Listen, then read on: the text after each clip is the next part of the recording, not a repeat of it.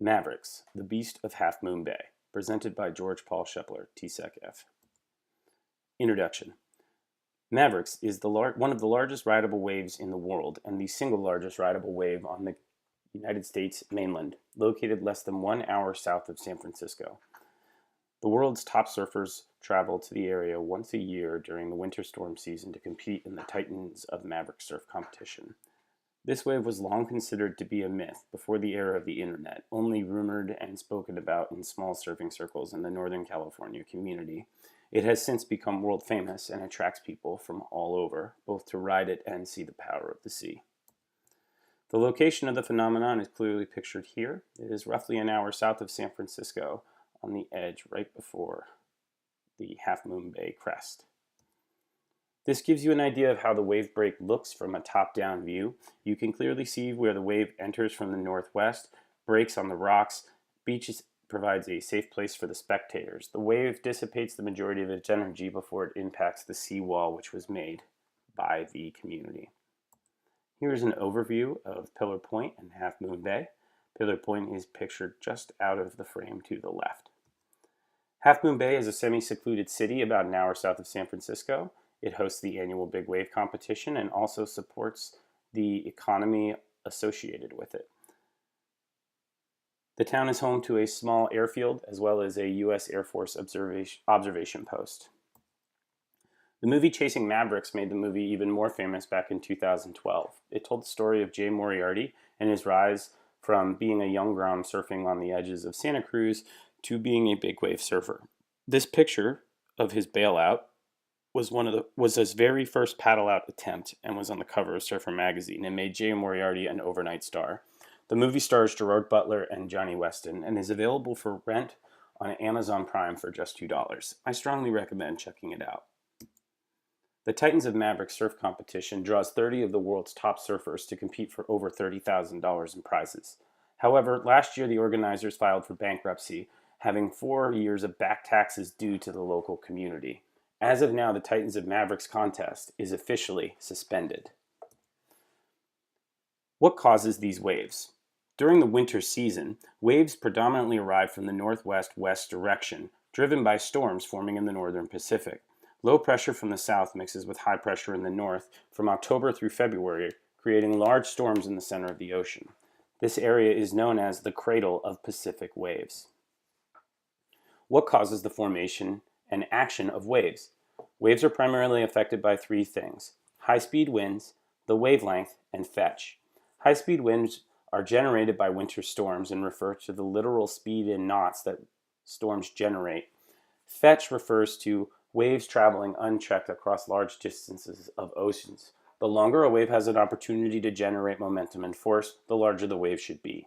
Wavelength refers to the period between swells, as in when a wave lands on the ground, when is the next time you can expect to see another wave come through. This period is shortened significantly as wave energy is refracted off of the reef. Longshore current has played a crucial role in the formation of the subsurface topography of the area. Sediments like sand are deposited into the bay by river mouths and drawn by the longshore current at a northwest angle before being deposited just off the edge of Pillar Point. Longshore currents are formed by the refracted wave action as it impacts the beach, arriving at irregular angles. This causes the water to move parallel to the shore. This is different than ocean currents. Ocean currents are created by the dispersion of force caused by waves impacting the surface of the water. Longshore currents are impacted by the momentum of water traveling back out after being pushed up by a wave. Mavericks is legitimately a confluence of circumstances. The unique subsurface topography creates natural funnels from the south, which attracts northwest destined waves and draws them in towards the California coastline. The river mouths, longshore current, and varying weight of the sediments all combine to create an uneven dispersion across the sea floor, resulting in ripple valleys, which I will show you later in the presentation. Here's a picture from the U.S. Geological Survey showing you how the wave refraction and wave action is impacted by the outset at Pillar Point. As we have learned, waves begin to crest when they are separated from the remaining wave body. you can see here how the subsurface topography causes that action to happen. This is a great picture for you guys to go back and look at when you get a chance. This was done by a surfer named John Blanchard, who works for the San Francisco Chronicle back in 2007. This is a really great visual representation of how the various subsurface elements of the reef impact the surface of the wave, as well as the place where the wave will disperse itself. Let's talk about other factors that shape waves. The wave size is significantly larger than other places along the coastline because the amplified wave action, that wave action will actually get larger as the tide begins to drop because it forces water below, thus increasing the speed at which the energy travels up. Wind direction and intensity also shape the texture of the wave. Strong offshore winds will lead to a smoother wave face. Waves will be allowed to get significantly higher before they crest, and it will be a much easier wave to ride. Onshore winds force the peak to crest prior to it reaching its maximal height. This also causes the, quote, rougher water face, where dispersion or displacement of the water is not smoothed out by the wind. Therefore, when you're going down the face, you'll feel more chop, like being on rough ice when you're snowboarding. The wave standing up, you'll see that throughout this presentation, that refers to the transition from the ocean floor to the sheer reef. That's when a wave seems to come from nowhere to just be a normal sized wave along the surface of the ocean, and then all of a sudden it becomes a 60-foot monster when it gets close to the coast. Here's an image from the U.S. Geological Survey back in 2016. This shows you how the open ocean shelf is subject to the occasional severe wave energy and currents of the Pacific Rim. Strong currents sort the sediment. Things like gravel can be found in areas where the water is still at a fairly strong current. Places where you see that ripple or funnel shape is where the lighter sediments are being dropped off by decreased force within that current.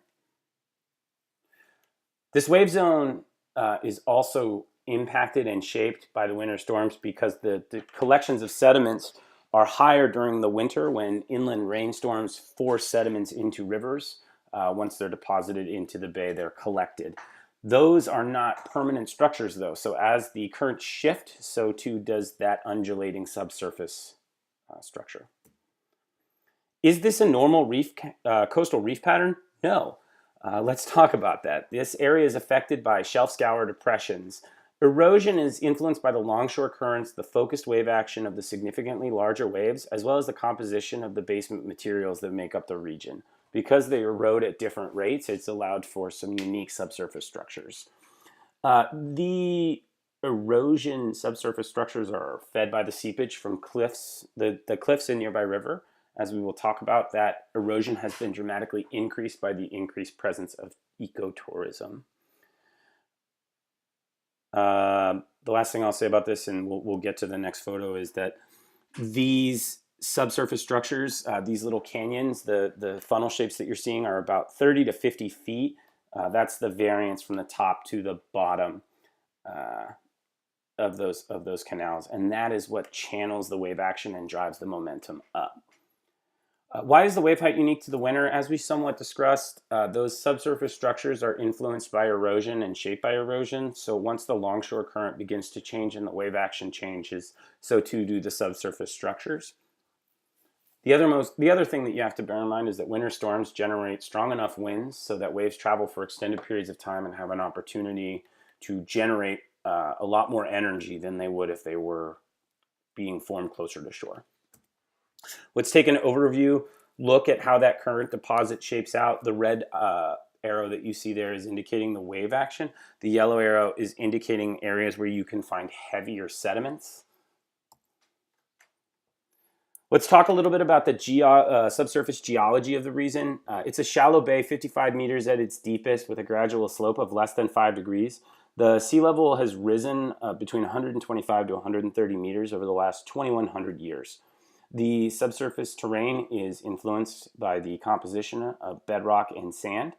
The largest concentrations of these sediments can be found in the 30 to 50 meter region, and as we discussed, those subsurface structures create natural channels. I'd also like you to look at the picture to the right of the screen and see that the San Gregorio fault zone runs right through the Mavericks area. So as a result, the shelf has been formed. Why should you care about all this? Well, aside from the fact that Mavericks is an incredibly beautiful and cool thing, it is one of the best resources that we currently have within range of shore that you can see from shore to really inspire the general public with awe for the power and majesty of the ocean. As an avid surfer and swimmer, it's a great opportunity for people who live in the Midwest to see the ocean and really appreciate it in a way they might not appreciate a normal rippling surface.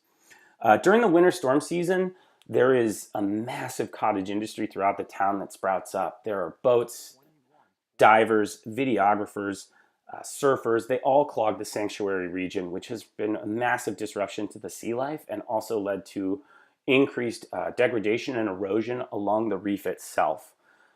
Back in the old days, if you wanted to get out there and surf that wave, you would have to train for a long period of time and then paddle yourself out.